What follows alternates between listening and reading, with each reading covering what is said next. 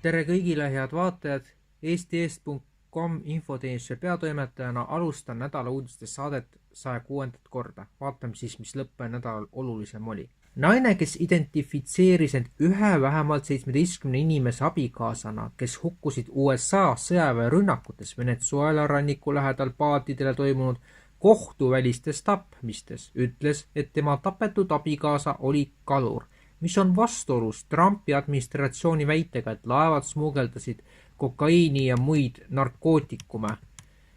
New York Times teatas pühapäeval, et nimetu naine ütles, et tema abikaasa lahkus ühel päeval ja ei naasnud enam kunagi tema ja nende 4 lapse juurde.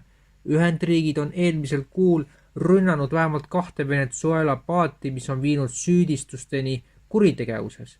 Trumpi administratsioon ei ole esitanud mingeid kindlaid tõendeid, näiteks rünnatud paatidelt leitud narkootikume või relvi, mis toetaksid tema väidet, et laevad vedasid narkootikume.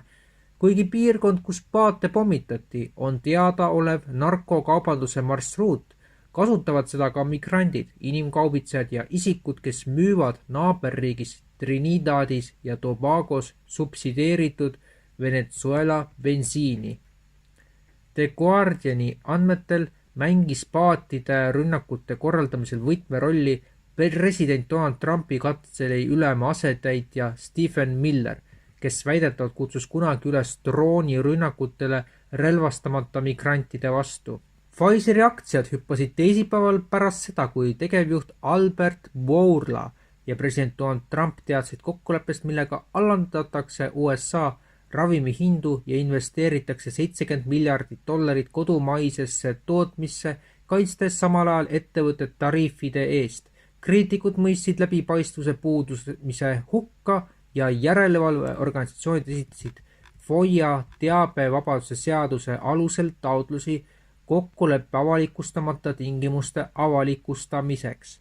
Pfizeri aktsiad tõusid teisipäeva hilisõhtul järsult pärast seda, kui tegevjuht Albert Bourla teatas president Donald Trumpiga sõlmitud lepingust, mille eesmärk on alandada USA ravimihindu ja investeerida $70 miljardit USA tootmisse.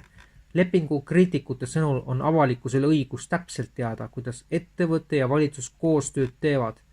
Trump pidas teisipäeval Bourlaga pressikonverentsi, kuid president avaldas vähe üksikasju.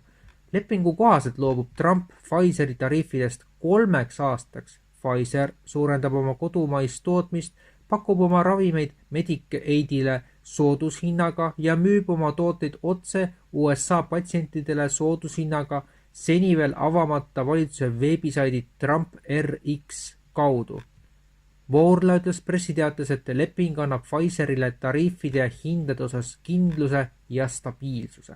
2024. aasta septembris ÜRO tuleviku tippkohtumisel vastu võetud tuleviku kokkuleppega võtsid 193 liikmesriiki mitte siduva kohustuse kehtestada digitaalse identiteedi programmid osana laiemast digitaalse avaliku infrastruktuuri DPI kavast. DPI on linnatehnoloogia pakett, mis koosneb 3 põhikomponendist. Digitaalne identiteet, kiirmaksesüsteemid, näiteks programmeeritavad keskpanga digitaalse valuuta CBTC süsteemid, stabiilsed mündid, internetipanga rakendused ja nii edasi. Ulatuslik andmevahetus avaliku ja erasektori asutuste vahel.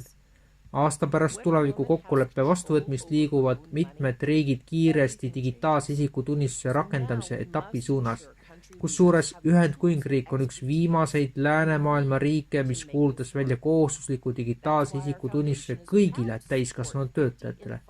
Tuleviku kokkuleppe raames on olemas globaalne digitaalne kokkulepe, mille lisa pühendab terve osa digitaalse avalikustamise ülemaailmsele edendamisele. Kogu dokumendis ei esine kusagil termineid digitaalne ID või digitaalne identiteet, kuigi need on digitaalse avaliku infrastruktuuri kogu kontseptsiooni aluseks. Ning kujutage ette rahvast, kes ütleb 4 aastat valjult ja selgelt ei ning siis äkki ütleb jah, täpselt samale asjale, lihtsalt uue värvikihiga. Kõlab nagu maagia. Tere tulemast Šveitsi 2025. aastasse. Kiire eessõna. EID võeti 28. septembril 2025 vastu väga napi häälte enamusega, umbes 50,39% poolthäältega. Me ei väida valimispettust, küll aga näitame, miks Šveits poleks poliitiliselt ja struktuuriliselt saanud saavutada teistsugust tulemust ja miks tulemus on nii puhas, et see on kohutav. 2021. aastal lükkas 66,4% valijatest EID resoluutselt tagasi. Tol ajal oli selge, privaatset identiteetiga korporatsioonide mänguasja pole. 4 aastat hiljem ütlesid samad inimesed jah, näiliselt seetõttu, et nad tundsid ära valitsuse lahenduse. Aga mis on tegelikult muutunud? Mitte eesmärk, vaid pakend. 2021. aastal oli see privaatne, 2025. aastal valitsus, tasuta, vabatahtlik, andmesäästlik. Sama suund, lihtsalt ilusam kaare. Sellele lisandus täie rauaga narratiivne aururull. Levisid terminid nagu moderniseerimine, turvalisus, süvavõltsingu ajastu ja EL-iga ühilduvus. Igaüht, kes neile vastu oli, peeti analoog-trolliks. Sellele lisandus hirmu ja mugavuse segu. Haldusprotseduurid, pangatehingud, vanuse kontrollimine, piletid, kõik peaks olema mugavam. Selle hind, identiteet kui pilet digitaalsesse maailma. Ja päris saate lõppu nii palju veel, et plaan B buss on teisipäeval Tallinnas liikumas.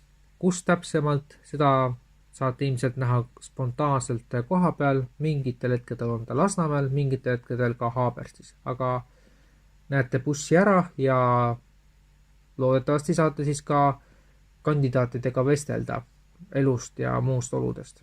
Ühtlasi Eesti Eest portaal saab olla tsensuurivaba ja täiesti sõltumatu ainult, kui toetate meid pisikese toetusega. Toeta eestiest.com-i Mihkel Johannes Paimla EE 40770008496547 märksõna ülekanne. Ülekande tegemise võimalused on näha nii saate jooksu kui ka päris saate lõpus. Aitäh, kes möödunud kuul meie tegevust toetasid, loodetavasti toetavad vähemalt ka järgmine, ehk siis nüüd siis see kuu. Ja saame siis järgmine nädal umbes samal viisil kohtuma ja siis räägime mitmetest olulistest uudistest ka siis. Kõike head teile ja nägemist!